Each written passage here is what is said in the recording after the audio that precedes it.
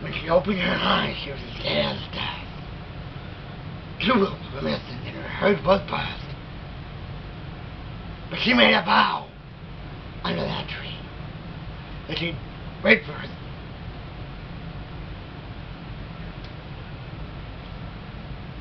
Well, okay.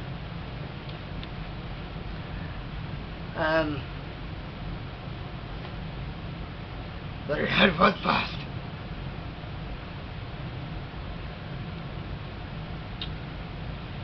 Yeah. Give me a listen. Your corpse is a cheer. Well, excuse me, we'll take a banana break.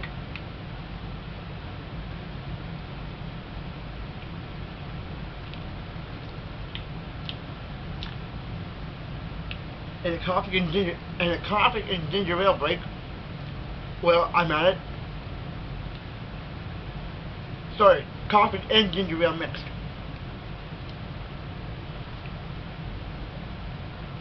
I know what some of you brain holders might be thinking. Ew!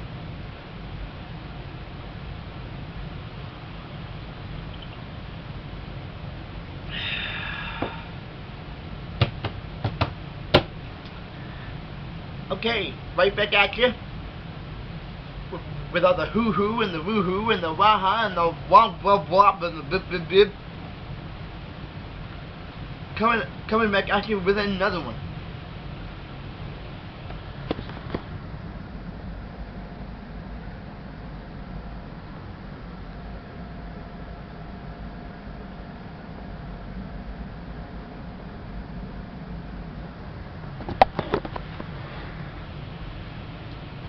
And the moral of this one is, it makes no sense. But seriously here,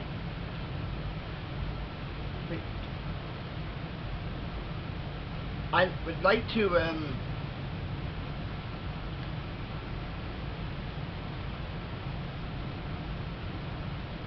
how y'all doing?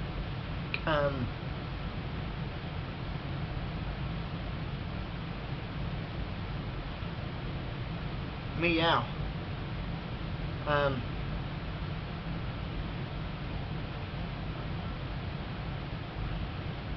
The many times I've picked my nose on YouTube, you would think I would have found something alive. You would think I would have found something alive and crawling up in there. You would think I would have found something. You think I would have already found something. You think, yeah.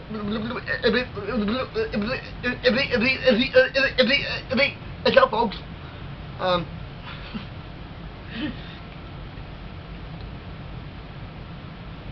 But okay, this whole thing of falling in love, okay, and knowing, like, first of all, how do you know it's love? When you, like, it's one thing to fall in love and not know what the hell you're doing. Hell or heck, which, like, it's one thing to fall in love with somebody and not know what the hell or heck you are doing. Right?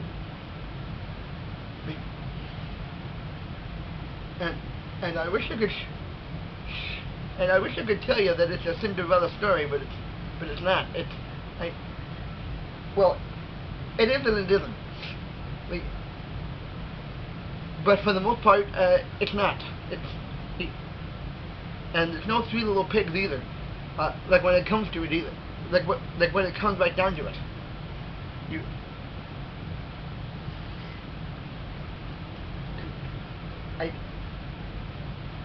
Like, how do you know you're in love with that one guy or that one girl that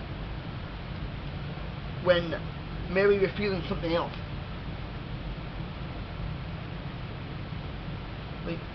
Like I just want to know from you what falling in love means with somebody who you either like or you like versus the other end of it. I need a haircut. Um, um, but it is true and not true, you know, like you fall in love and you really don't know what this feeling is all about. Like, well, I thought it was love, but I guess I felt it for the moment, you know, like that almost. Like, how do you, like, when you fall in love, how do you, like, how do you know you're actually in love after you've fallen into love? Like unless you had a book of plan, like unless you had a plan book, like unless you had a book of how to fall, like unless you had a book or a manual. I gotta say that right. Like unless you had a book of some kind telling you when you were going to feel love, exactly when you were going to, like unless there was a book out there that's going to tell you when you're going to feel love and after you fall into it. How can you tell if it's really love or not? Like, I mean, it's almost like a form of waking up 1 minute just to find some creepy guy right there in front of you, or some creepy girl. And I don't mean to say that out loud, but well, actually, I do mean to say that out loud, because, like, for all you know, this guy could be a bank robber, or the girl could be a sexy pinup nurse, you know. Or a striptease person, or a person who works in those strip clubs. So, how do you know you're in love after you have fallen into it? You know, like it's between a glass slipper and, like, it's not really a glass slipper that fits the foot. It's more like,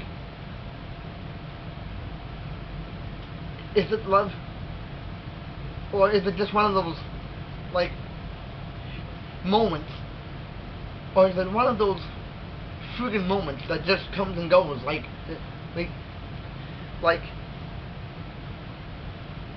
one car just left, up comes the other car, you know, and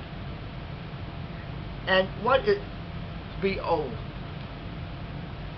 And unless you're wearing deodorant, like,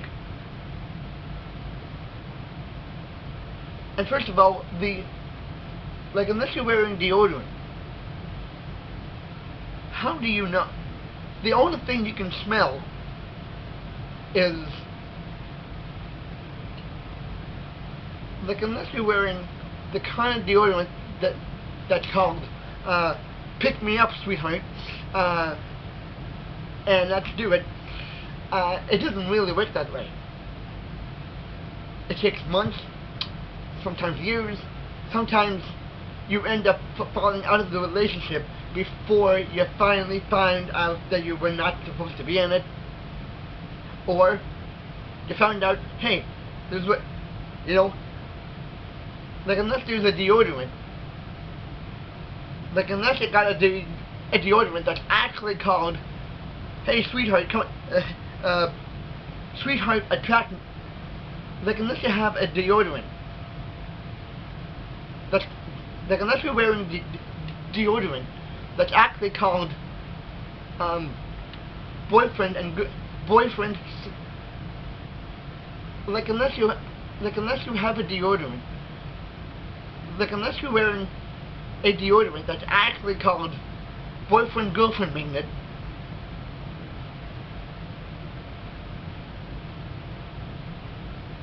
how do you know, right?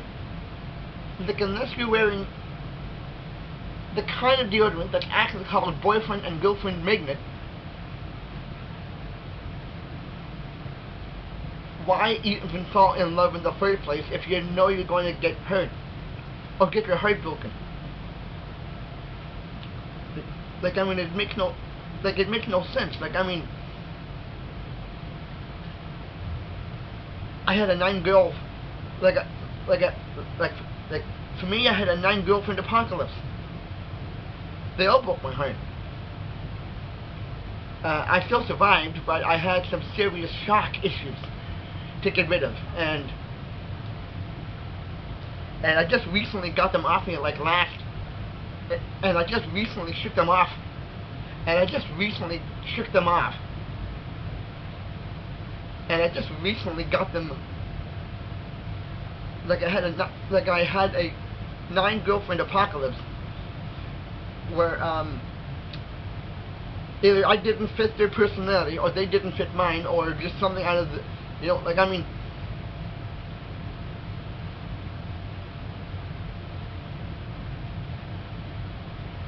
like last April, I had a very coming of age